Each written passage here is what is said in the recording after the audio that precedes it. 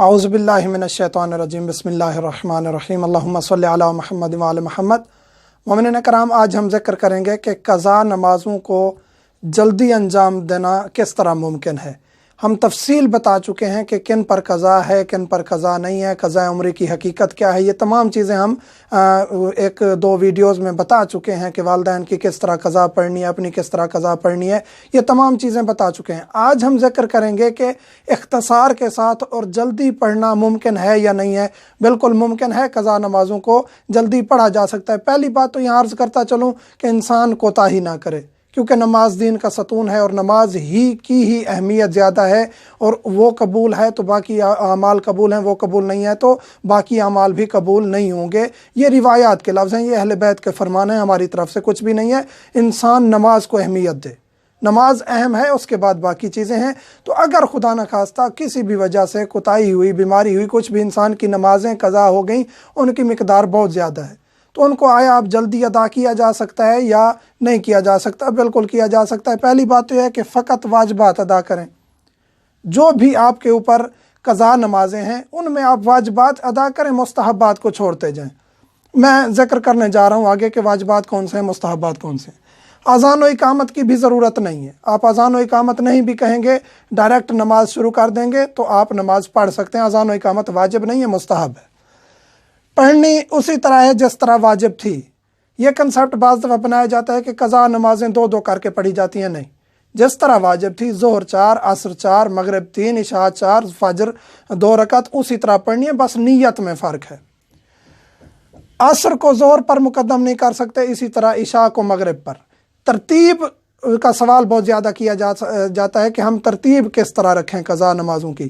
باقی تو آپ جس طرح بھی ترتیب رکھتے ہیں کوئی حرج نہیں ہے، لیکن ایک دن کی نماز آپ کو یقین ہے کہ میری مغرب بھی ایک دن میں قضا ہوئی، عشاء بھی قضا ہوئی، یا مثلاً کہ ظہر بھی قضا ہوئی، عصر بھی قضا ہوئی، تو اس صورت میں پہلے مغرب پڑھیں گے، پھر عشاء پڑھیں گے، پہلے ظہر پڑھیں گے، پھر عصر پڑھیں گے، یعنی ظہر، عصر اور مغرب عشاء، ان میں ترتیب ضروری ہے۔ باقی کوئی ترتیب کی ضرورت نہیں ہے۔ آپ جس طرح بھی انجام دیتے ہیں، آپ قضا نمازوں کو لکھتے جائیں کہ کتنی ہیں، اور ان کو حساب کے ساتھ کاٹتے جائیں کہ اتنی پڑھ لی ہیں، اور اسی طرح انجام دیں۔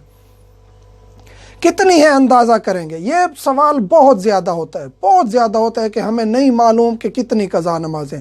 اگر نہیں معلوم تو اس کو اندازہ کیا جا سکتا ہے۔ کس طرح اندازہ کریں گے؟ آپ کو پتہ ہے کہ ہفتے میں نے 2 یا 3 نمازیں چھوڑی ہیں، اندازہ ہو سکتا ہے کہ میں ہفتے میں 3 نمازیں چھوڑتا تھا، 4 چھوڑتا تھا، 6 چھوڑتا تھا۔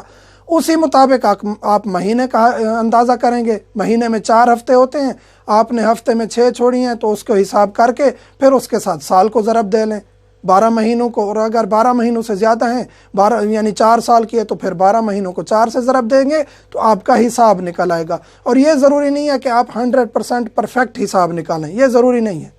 آپ نے اندازہ نکالا، اندازے میں آپ کو لگا کہ میری مثال کے طور پر 1 سال کی قضا نماز بنتی ہے مکمل، یا میری مثال کے طور پر 1000 نماز قضا ہے مثال کے طور پر، تو آپ اس کو انجام دے سکتے ہیں، اور آپ بری و ذمہ ہو جائیں گے۔ جو آپ کا اندازہ بتائے گا اسی کو آپ انجام دیں گے، اور آپ کا ذمہ بری ہو جائے گا۔ مختصر ترین طریقہ یہاں میں ذکر کرنے جا رہا ہوں کہ واجبات کون سے ہیں یا مستحبات کون سے ہیں۔ واجبات یہ ہیں کہ تکبیرۃ الاحرام نیت کرنی ہے، نیت قضا کی کر کے، جو بھی نماز ہے اپنی یا کسی اور کی ہے، نیت ذہن میں نیت کر کے تکبیرۃ الاحرام کہیں گے، پہلا سورہ، دوسرا سورہ بھی پڑھنا ہے، اس کے بعد رکوع میں چلے جائیں گے۔ رکوع میں آپ نے سبحان ربی العظیم و بحمدہ 1 دفعہ کہنا ہے، درود شریف بھی نہ پڑھیں، سبحان اللہ 3 دفعہ نہ کہیں، کوئی حرج نہیں ہے۔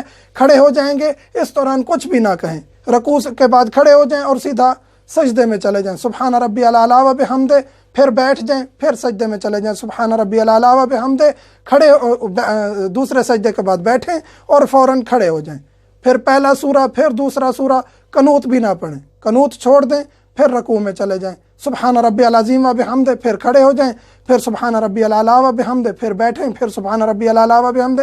اس دوران آپ استغفر اللہ جو 2 سجدوں کے درمیان پڑھتے ہیں وہ بھی چھوڑ دیں، بحول اللہ و قوتہ یقوم و واقعد، سمع اللہ لمن حمدہ، یہ چھوڑ سکتے ہیں۔ تکبیریں تکبیرۃ الاحرام کے علاوہ باقی تکبیریں بھی آپ چھوڑ سکتے ہیں، یعنی اس طریقے سے آپ اپنی نمازوں کو اختصار کے ساتھ انجام دے سکتے ہیں۔ اس کے علاوہ مزید کوئی بھی رعایت نہیں ہے کہ 4 والی 2 پڑھ لیں یا کوئی قضاء عمری پڑھ لیں اور باقی معاف ہو جائیں، کوئی رعایت نہیں ہے۔ آپ نے اپنی زندگی میں اپنی قضا نمازیں پڑھنی ہے، آپ کی زندگی میں کوئی اور بھی آپ کی نمازیں نہیں پڑھ سکتا، آپ کے روزے نہیں رکھ سکتا، آپ نے اپنی نمازیں اور روزے خود انجام دینے ہیں۔ مومنین سے ایک دفعہ پھر ملتمس ہوں، اب میں بارہا گزارش کر رہا ہوں، واٹس ایپ نمبر فقط فقہی مسائل کے ساتھ خاص رکھیں اور ضروری مسائل پوچھیں تاکہ ہم آپ کی برابر خدمت کر سکیں، ہمارے اوپر اتنا بوجھ نہ آئے کہ ہم 1 یا 2 دن تک جوابات کو پینڈنگ میں رکھ جائیں۔ کم سوال ہوں گے، ضروری سوال ہوں گے، جلدی جواب دیں گے تاکہ تمام مومنین کو ان کو وقت پر جواب مل سکے۔ والحمدللہ رب العالمین۔